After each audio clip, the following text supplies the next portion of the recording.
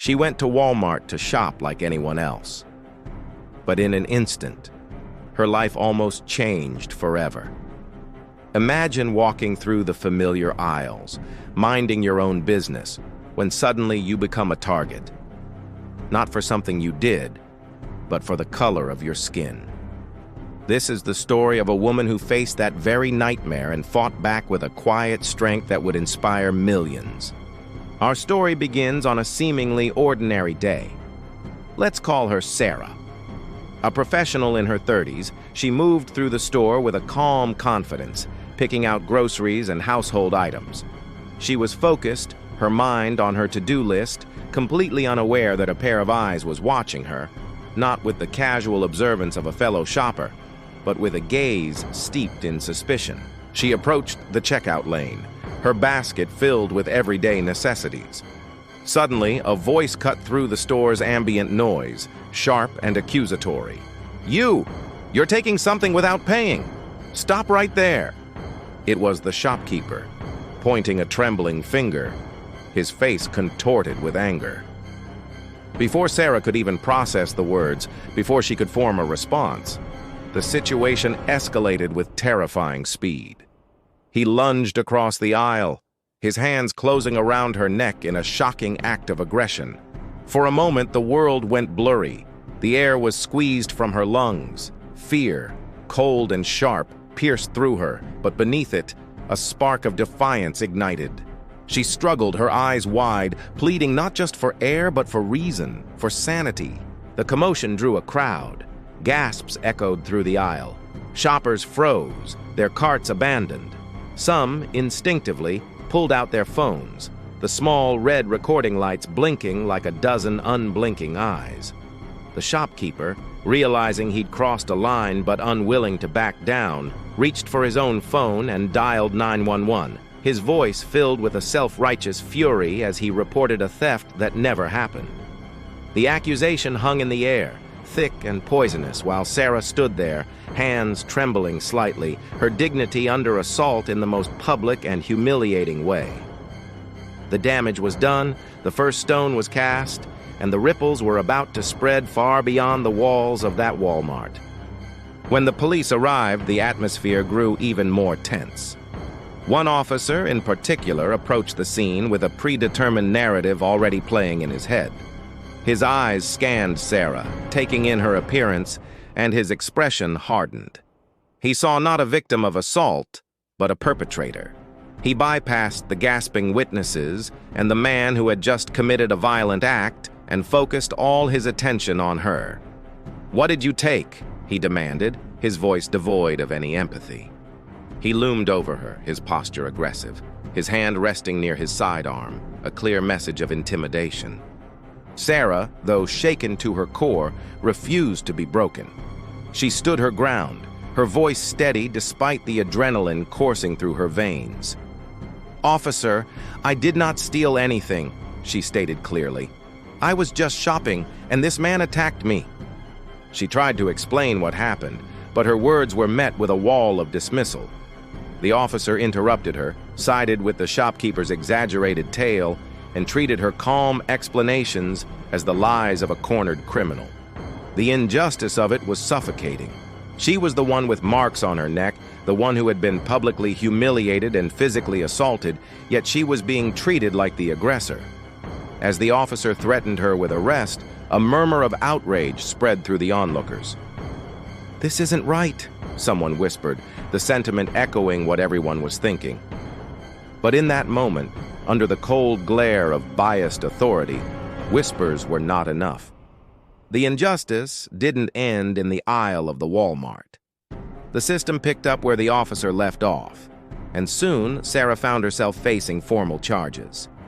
She was now the defendant, her name dragged through the mud, her character questioned. It felt like a waking nightmare, a surreal journey into a world where truth was irrelevant. But as the court date approached, a glimmer of hope began to emerge. The narrative, so firmly set against her, started to wobble. The prosecution's case rested on the shopkeeper's word and the biased officer's report.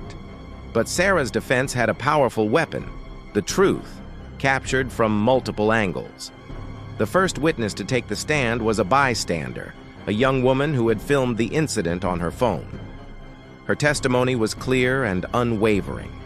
She described seeing Sarah shopping peacefully, and then the shopkeeper's unprovoked verbal and physical attack. "She did nothing wrong," the witness said, her voice ringing with conviction. Then came the centerpiece of the trial, the store's own security footage.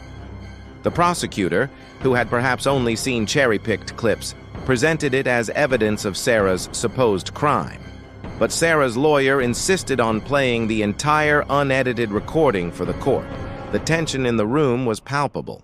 The shopkeeper shifted uncomfortably in his seat, beads of sweat forming on his brow. The biased police officer, sitting in the back, suddenly looked less confident, his smug demeanor fading. The entire courtroom fell silent as the footage began to roll on the large screen, every eye fixed on the silent, grainy images that would decide Sarah's fate. The footage played, a silent movie revealing the unvarnished truth. The courtroom watched Sarah walk calmly down the aisle, her movements ordinary, her behavior completely unsuspicious. They saw her placing items in her basket. Then they saw the shopkeeper, his face a mask of rage, shouting and pointing. The video captured his lunge, his hands violently grabbing Sarah's neck. The collective gasp in the courtroom was audible. The footage continued, showing the arrival of the police. It showed the biased officer ignoring Sarah's visible distress, standing by while she was clearly the victim, and instead directing his aggression and suspicion entirely toward her. The video was irrefutable. It was a stark, black-and-white testament to a lie. The judge, who had been watching intently, paused the video. He looked at the shopkeeper, then at the officer, his expression grim. Finally, his gaze softened as he turned to Sarah. He nodded slowly, a silent acknowledgement of the injustice she had endured. In a clear, measured voice that filled the silent courtroom, he spoke. "It is unequivocally clear from this evidence that you were falsely accused, and in fact, the victim of a serious assault." A wave of relief washed over Sarah's face, a mixture of vindication and exhaustion. Her dignity, so violently stripped from her in that store, was finally being restored. The sound of a gavel striking wood was the sound of justice, finally being served. Walking out of the courthouse, Sarah was met by a swarm of reporters and flashing cameras.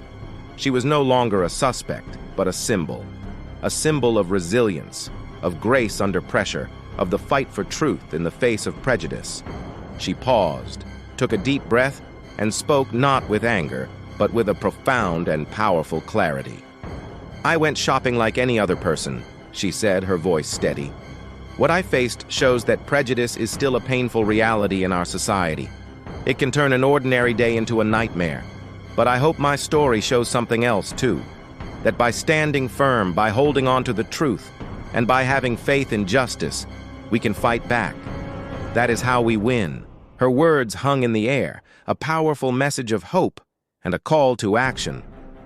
It reminds us all that complacency is not an option when we witness injustice. The fight against prejudice isn't fought by just one person in a courtroom. It's fought every day, in every interaction, by every one of us who chooses to see people for who they are, not what we assume them to be. Thank you for watching.